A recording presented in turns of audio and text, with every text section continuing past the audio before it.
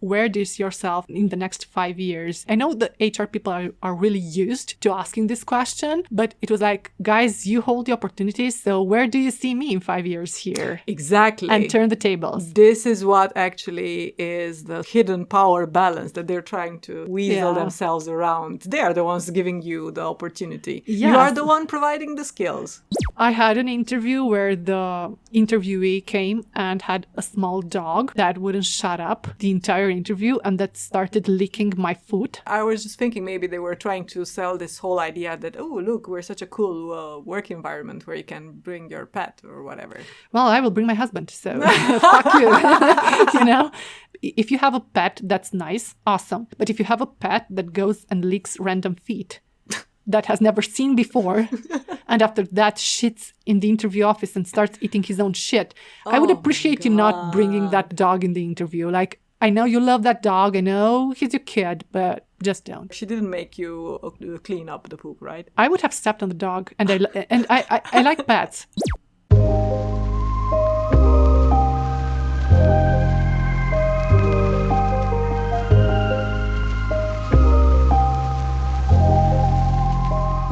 Hello there. I had some unfinished business with Larisa about the useful things to look out for while interviewing for a new job. So, in this second part of our conversation, we're going all anecdotal. Larisa will be recounting some weird interactions she's had with prospective employers. Oh, and their pets. And as an extra, we try to tackle the age-old question, will I make it on OnlyFans? Spoiler, no, probably not. As always, if you enjoyed the show, don't forget to follow and share our episodes, and if you have a few seconds to spare, rate us on Spotify. Now, on to the show.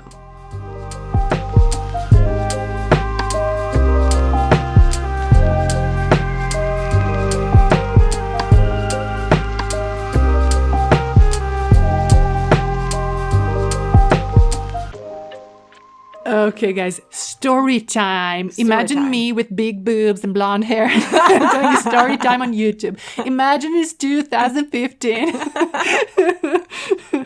So Larisa is going to tell us about some of the most stupid questions she received during interviews and whatnot. Yeah, well, the first one was, where do you see yourself in the next 5 years? Guys, the context was, it was mid-pandemic. And I was like, I don't know, man. I've also received this question mid-war.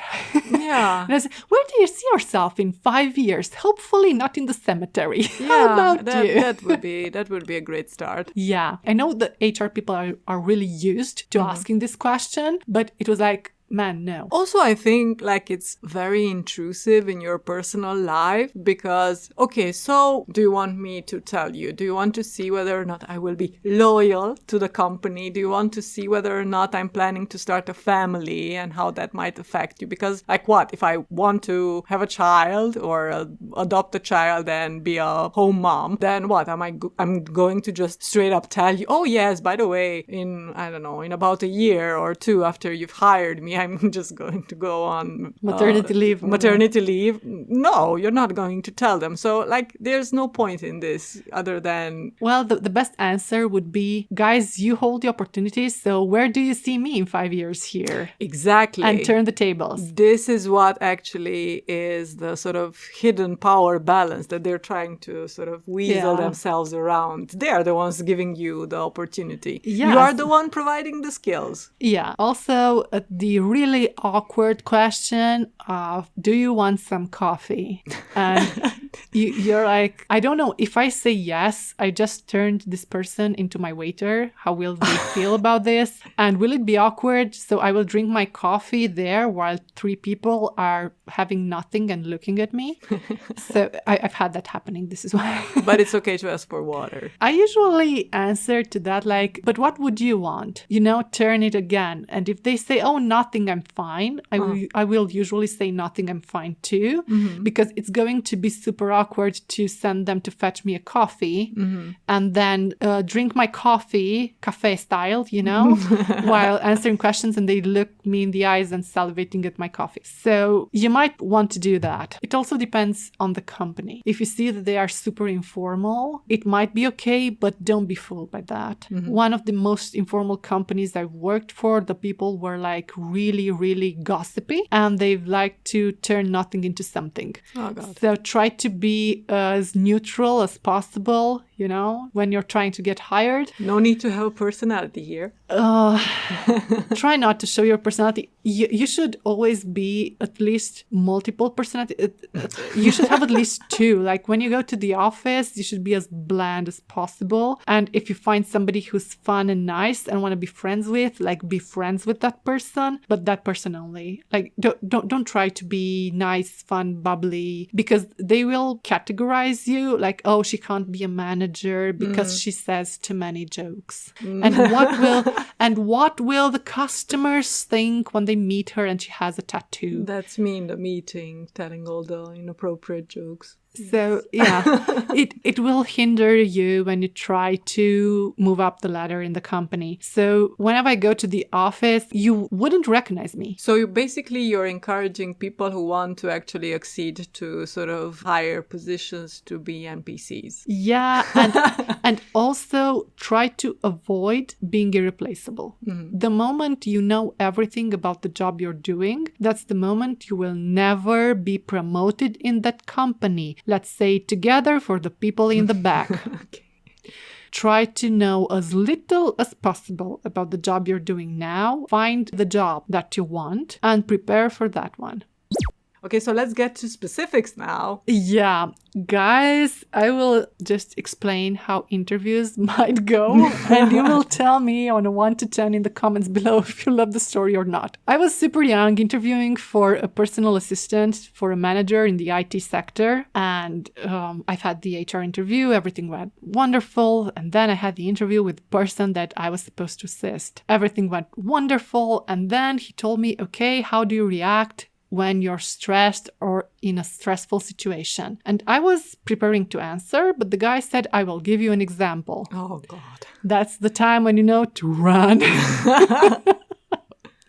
And the guy told me how he was on the toilet pooping and he discovered there's no more toilet paper. Happens to the best of us. Yeah, also there was nobody in the stalls. So this happened in the office and there was nobody in the stalls. So he had nobody to call for help. Oh. And I was wondering, okay, but what were you doing with your phone? I mean, you could have texted somebody like, guys, please bring something. It's an emergency. But no, he sacrificed a sock. And he told me this while looking in my eyes, proud of his achievement. That's the time when I knew I have to run for my life and save myself from the embarrassment of working with this man. So this sounds like a very weird thing to do because first of all, he asked you a question and he didn't let you answer it. Oh, second of all, he's giving you, this is how you should answer. This is the right sort of way to answer it. This was the entire interview with him, but I was used to people talking over me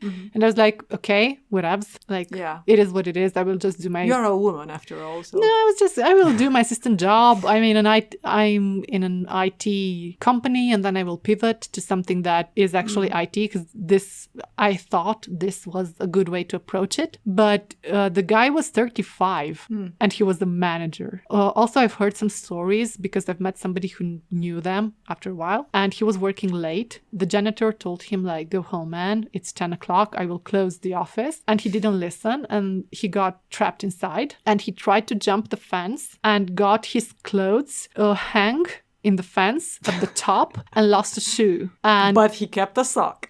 He kept the sock. And when he called for the taxi, the guy thought he was the homeless person and alerted the police. Oh, God. Because the clothes were shredded and he was missing a shoe. And the police came, he showed them the badge and they left him alone, but he had to walk home because no taxi would take him like that. Another interview that was beyond anything I could have ever imagined. So a friend of mine that was really struggling at the company said, okay, there's an opening. Mm-hmm. The opening was to be his manager. And he was like, am I allowed to put your CV? Because nobody believes me that it's that bad. Okay. And I was like, okay, put my CV. I will interview, like whatever. We were friends for a very long time. Mm-hmm. And the people from that company emailed me a link and a date. I told them, choose a date that you like, choose a time that you like. I don't really care. And I will be there. I went into the interview Zoom call, I was alone. Okay. I've sent them an email like, guys, are we still doing this or have you canceled? They were like, we are really sorry you understood wrongly the link you should click. The email had one link. I told them, guys, the email had one link. I've clicked it. I've waited for 15 minutes. There was nobody there. Do you want to reschedule or not? I usually don't do this. If somebody does this to me, I just don't ever talk to them again because the priorities are clear. Yeah. But my friend was there and I was, okay, I will do this. Take one for the team. Yeah. The next day, we scheduled the interview and the HR person had their headphones on and Alexa in the back was starting at every word she was saying, and she didn't have the decency to turn Alexa off. Also, there was the vacuum cleaner, the robot type, the Roomba type that was going through the room, and I was barely hearing what she was saying. Wow. Peak professionalism. Yeah, she tried to grill me. She gave me a totally different job description than what the advertise was saying and what my colleague was saying. What my colleague was saying I was supposed to do and what the advertised said I was supposed to do were two different things. Then the HR person gave me a totally different description. I passed the interview. It was a horrible interview. She behaved so unprofessional. Like, she was asking really awkward questions like, what was your biggest mistake in your career? And I was thinking, like, I'm going to tell you. And I was like, this interview for you. I usually don't care. I just tell them, okay, this was my mistake and this is what I did to correct it and whatever. I don't really care. So I told her really open, this is my policy. You like me, you take me, you don't, I don't care. So yeah, the other person canceled. This was supposed to be the director of the whatever department I was supposed to work in. She canceled the interview 3 times, but at least she told me a day in advance. Then she picked a date and an hour. I went in. She was in a bar. She was in a bar with the camera open and with no filter for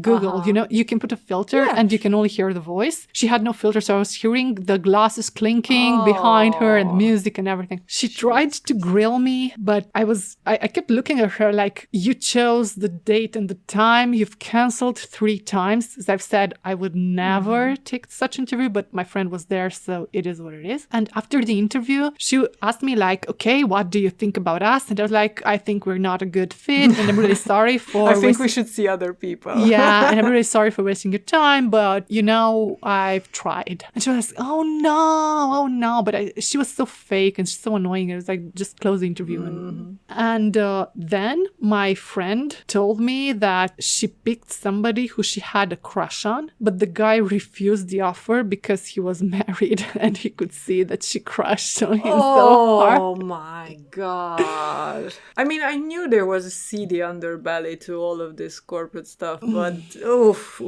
Guys, if somebody tries to gaslight you in the interview part, just don't. Don't. Also, a story from one of the jobs I used to work in. The team lead, that was then my team lead, is still the team lead now. And she's doing a great job. Not really. This is why I left, you know? So she usually celebrates her birthday and she was making us all go to her birthday. And I was like, okay, whatever. But now the people she's working with, she has brought them to a point that she's blocked on their WhatsApp and silenced on Slack. And she had her birthday and she was fully expecting them to be there and sing happy birthday. And obviously nobody from the team went to the office, like, fuck you. And she started calling them on their phone from another colleague's phone because, as I've said, she's blocked. And telling them that I'm here, it's my birthday, and you're not here. And you're such an awful person, and this is unacceptable. And she is 37, guys. She has a kid, she's married, she's 37. Like, the guts to call everybody on their phone and tell them they are assholes because they didn't sing her happy birthday after she has been an asshole for 2 years with them. I pity that child. Well, the kid is really nice because when we were in meetings, the kid was just coming and smacking her over her head. with stuff. She's like, Mom, we don't do that. Mommy's in a meeting. And she's like, I don't care. So, This is like divine retribution in the form of a child. Oh my God. But the kid was totally her. So yeah. Okay, so another interview that was beyond anything you could have ever imagined. I had an interview where the interviewee came and had a small dog that wouldn't shut up the entire interview and that started licking my foot. Was it supposed to be that... I'm not a dog groomer, guys. Was it supposed to be like a pet-friendly office in which you were about to work, or... Perhaps, but I don't appreciate that type of stuff. If we are having an interview, I appreciate the other person being professional. Yeah, I was just thinking maybe they were trying to sell this whole idea that, oh, look, we're such a cool work environment where you can bring your pet or whatever. Well, I will bring my husband, so fuck you. You know?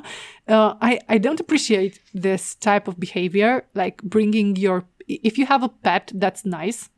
Awesome. But if you have a pet that goes and licks random feet that has never seen before, and after that shits in the interview office and starts eating his own shit, I would appreciate you not bringing that dog in the interview. Like, I know you love that dog. I know he's your kid, but just don't. And after that... She didn't make you clean up the poop, right? I would have stepped on the dog. And I like pets. So I'm not a crazy person, but guys, don't do that. Like, just don't. And this was one of the 3 interviewees. And the other person had a pen with big pink fluff at the end. And I was like... Classy. I was like, I'm going to be an IT person for your office. This is hell. I am in hell. And then the owner was also in and on the interview, and they asked me questions about what did I do when I was in high school. I've graduated high school like 14 years ago. So it was really weird because I finished high school in the same city as the owner. And if I would have had one question about high school, it would have been fine. But it was 45 minutes. What sort of questions can you ask about? What did you do in high school? Teachers, events that I went to, like everything. They grilled me about everything that I did in high school. It was not. How did they imagine? Or how did they sell it as being relevant? The thing is, I could not just get up and leave because this is what I do. So if it's a really bad interview, I excuse myself and I just leave because I'm not going to work there. So it's wasting everybody's time. Yeah. But they made me leave my phone outside in the bag. Outside the room we were interviewing, and they were sitting like blocking the door sort of style, and I just couldn't get up and leave, and I had that stupid dog licking my foot. It was awful. It was awful. And I've waited. I've told myself, okay, it's 30 minutes. I will go grab a coffee after this to calm my PTSD. And yeah, don't do this, guys. If you're interviewing a person and you have a pet, I know you love the pet and I appreciate you having pets, but you don't know how the pet will react to the person. Yeah, exactly. So just don't. The next one is juicy. Not really. Juicy. No, not really. There is a video chat studio that's really big here in Cluj and in Romania in general. And they were hiring personnel to teach the girls what to say and how to say in English. And I wanted to try to get hired there just to see the interview process. I was not going to sign with them because I've heard stories about them being unprofessional and I'm not up to that. I'm so shocked that a video chat company would be unprofessional. I always let the company choose the time and the date for the interview so that they have no excuse of not being there or not telling me beforehand that we have to reschedule. I go there and they held me for an hour and a half in a sort of hostage-like manner. Nobody interviewed me. They put me in a room and they locked the room. Something similar happened to me as well again when I was living in Bucharest. They didn't lock me in a room, but I was waiting in the same areas where all the secretaries were, and I felt sort of guilty to just leave after like the first 45 minutes. I usually don't sit there for more than 15 minutes, but I think they were filming me because I saw a camera and they wanted to know my reaction if I have to wait a lot because it's a really abusive studio. I could hear from the room I could hear the owner screaming and belittling one of the secretaries, like in a really awkward manner, like, you're stupid, you're an imbecile. Like, super, super ramped up. She was sorry all the time. And I was sitting there. I wanted to leave. The door was locked. And I've started to knock because after 15 minutes, I'm like, I'm so over this and I don't want to be here. And I've started to knock. And after 30 minutes, I've called them from my phone to their phone, and I told them, guys, if nobody comes to let me out so that I can leave, I will call the police. Okay. Because I don't appreciate being locked in a room. Obviously. Sorry, guys. Yeah. So I can't even imagine what the girls go through that already signed a contract with them. Like, are you kept like slave? Are you getting your money when they say you will get your money? Like, how does that work? So yeah, that was a horror show of an interview. I would have appreciated a sock on the toilet interview rather than this one. I wasn't scared, but I was extremely annoyed. And how dare you? Well, yeah, but you weren't scared because you knew what you could do to get out of the situation. Yeah. But if you're like most people, especially if you're younger, you're inexperienced, you shit your pants right there. I mean... Yeah. And I heard the little thing go click, but I couldn't imagine that somebody would lock you in a room. So in my mind, it was like, going to an interview and getting locked in a room does not exist in my world. This seems like proper hazing, really, some of the things that you're describing. Like trying to gauge how you react to abuse, how much of a pushback they can expect from you. Yeah. They do that a lot. And it's really annoying because at the end of the day, you can leave at any time you choose to leave. And if somebody tells you, oh, you cannot quit, well, watch me. Well, I mean, I guess, yes, in theory, yes, you can leave anytime you want, but of course that also implies that you have either a partner or family who are maybe willing to, or funds that you can rely on for a while until you find another job that's actually okay. This is to be able to do so. This is why I recommend keep on applying, even if you have a job. Because if you've started applying 6 months ago and you've gotten hired now, this is the time you might receive more offers. And you will receive more offers because in 6 months you've managed to apply to about 300 jobs. So you will start to see action. So if the job is not going right, you are okay. I have to pay the bills, so I will be here for 2 more weeks. In your mind, you don't have to tell them this. And then just go your merry way. Yeah. And let them be. If they want to lock you in a room. Sorry, guys. I'm not that type of person. This next one is choking you up already. This next one, and I've looked, all the job postings are the same. One of my memories with this particular company is that we were, pre-pandemic, we were out and about, and you told me while we were eating cheesecake that I have to read you this job ad because it's just... It's crazy. It's a masterpiece of craziness. Yes. And the whole company seems to consistently act out its craziness through its job offers. Guys, whenever you see a guy that is trying so hard to be Elon Musk that he might dye his hair blonde one day, I fully expect him to do that. Like, run. If the job ad is mostly, look how fun and awesome we are as a company, it's all in the guy's head. And also if they have like a YouTube channel in which all they force the employees to smile and wave. Look like they're in a hostage situation and they're trying to act like humans. Come and work here. This is the place to be creative and wonderful and engaged and happy. And we are going to take you compulsory to sports 2 times a week, even if you want.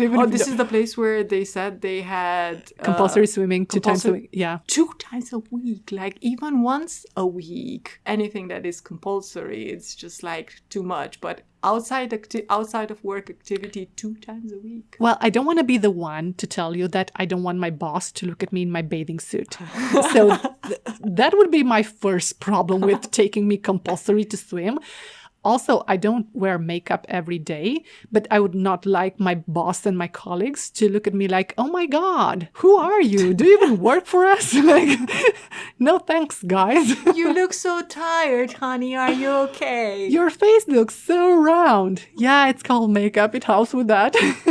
So first of all, I wouldn't want my boss to look at me in my bathing suit. That's my first problem. And the second one is... You can go in a burkini. But do I want to do that? Like, at the end of the day, do I want to do that? So this guy is an Elon Musk wannabe. He's a serial entrepreneur in the sense that he has multiple bankruptcies. No, for reals. And he keeps trying to revive Cluj as a hub for entrepreneurs and creates all sorts of stuff, but also he's extremely religious. So he is an Elon Musk, but with Jesus. Whenever you see this type of job posting, run. Even if you're a religious person, you can work from somebody from your church, that there's no problem. But you might not want to, because you will just experience a whole nother level of abuse. They control you because you can never change your job without them looking at you side-eyed at the church. So try not to mix this two. But this guy is really funny. I will not say his name because I don't want us to get sued, but you will know it when you see it. So you will know it when you see it. Now we will talk about jobs that require you to film a video of yourself telling them how a great fit you are to the job. This is not 2012. If they cannot be bothered to interview you for 5 minutes. So this is like the video version of your CV. Of your CV or of your... intentional letter. Letter of intention. Yeah, but just don't. First of all... I cannot even imagine the awkwardness of standing in front of a camera. Like, most people are awkward without someone professional, or at least with some minimum knowledge of, lighting for the camera, or how to, choose your background or things like that. And the profession was IT developer. Like, what the fuck do you want to know about me if I can tell jokes on camera? Like... Of course, if I'm going to be a YouTube presenter or wherever, of course I will take a video of myself, because that's casting then. It is okay.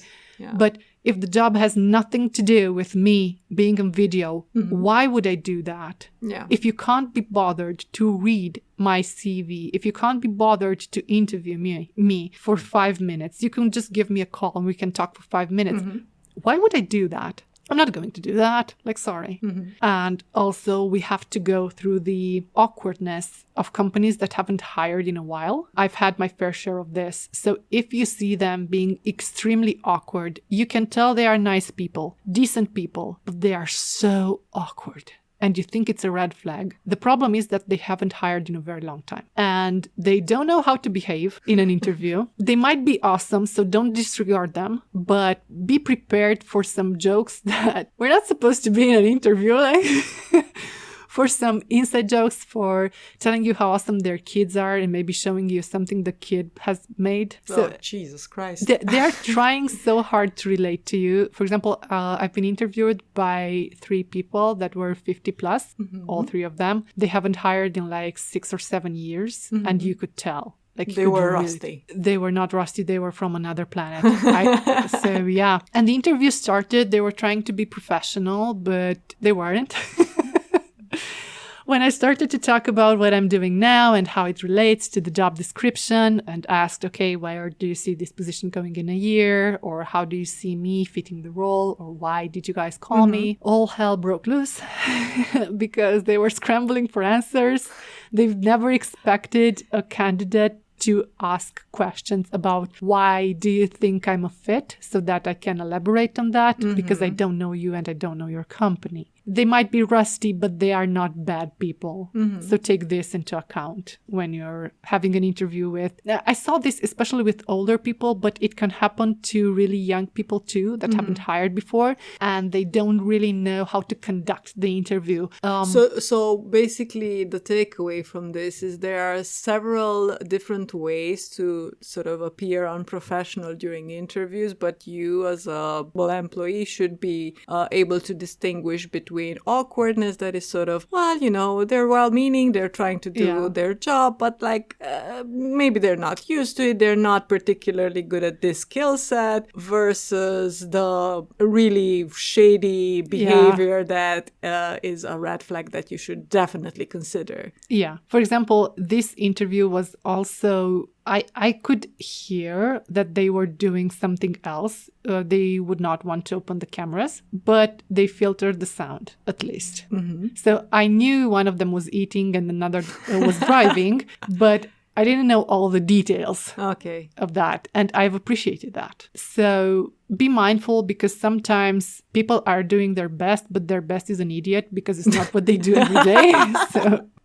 And in the end, we have to talk about freelancing and OnlyFans. It's going to be short. It's not going to be a long story. Guys, freelancing is not for everybody. Like OnlyFans. Definitely. Yeah, like OnlyFans is not for everybody. You should see OnlyFans as a form of freelancing. If you're not good at marketing and sales, you shouldn't do it. People who make money, both in freelancing and in marketing, usually, and in OnlyFans, usually have a team that does the marketing for them. And if you see the story of, oh my God, I'm a writer and I've made it big on Fiverr or whatever, it's a lie. They are lying to you. They have a team. It's probably a bit like the whole, the series of articles about, oh, look at this millionaire who retired at 35 years of age or something like that. And then if you dig deeper, you find out, well, yeah, they are the daughter of or the son of someone who already has money. And sure, they got a small loan of $5 million or something like that. I've looked at the stats. I knew the stats for freelancing because I was a freelancer for a very long time. And I knew that you can only make money in freelancing if you have a very big social media following. And in order to have a social media following, you have to have time to build that and post a lot.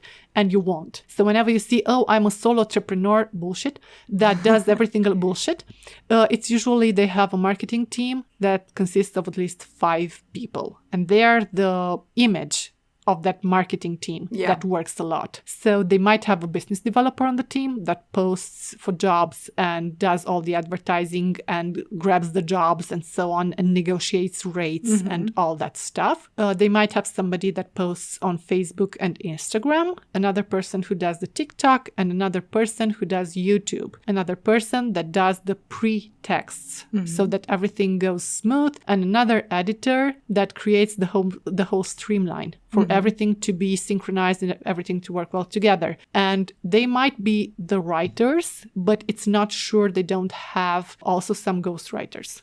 So that person who says, oh, I make 3 million a year in Fiverr, it's actually a team of 10 people. So again, to repeat a leitmotif of this podcast, there's no such thing as a self-made man or woman. No, it's really not. Also regarding OnlyFans, because everybody and their mama wants to do OnlyFans, and I'm really over this. Guys, you don't have to look a certain way to do OnlyFans. You can have a tooth getting out of your nose. There will be somebody who will appreciate that. There's a niche for everything. Yeah, so don't worry. But you do have to have a marketing team. The top earners are superstars. Like Cardi B, like Cash Me Outside, Bad Barbie, who made 50 million on OnlyFans. Yeah, but she has a following outside of OnlyFans that makes her even more money. In Romania, there was some girl that was, oh my God, I make 45,000 euros from OnlyFans per month. She forgot to say that she had a career in video chat for 6 years, building a huge following. And that also, she's like, I'm a solo entrepreneur. No, girl, I know your marketing team because I have coffee with one of them. I see. So it's all a lie. And guys, you have to peel it back. Like, it's just like guys that use steroids. You sort of know that something ain't right. So if you're looking at, I'm eating right and sleeping well and putting up things that are heavy and chicken breast, broccoli and rice. And you're looking and you're like, yeah, man, but there might be some secret sauce involved. It's just the same with OnlyFans and freelancing. So if you're trying to lie yourself and to gaslight yourself, basically that, oh my God, I'm going to make so much money, you won't. So if you're not excellent at selling and marketing, you won't. It is what it is. Yeah, super sad ending. You will be poor forever. From me to you. Well, I think, though, that you've conveyed plenty of useful information. I was just here for the occasional snark. For the lols. Yeah. I learned to protect myself from many perils by being your friend and having occasional chats. I'm the condom of the corporations. and I hope that I hope people will find something useful. Regardless, as a public service announcement effort. Guys, it is what it is. So I guess we can wrap this up. Bye. Then. Share, like, and subscribe. Yeah, follow, star, press the like button. You do what you gotta do. Do the whole thing. Don't be nasty. I'm making you money here. Okay, bye. Bye.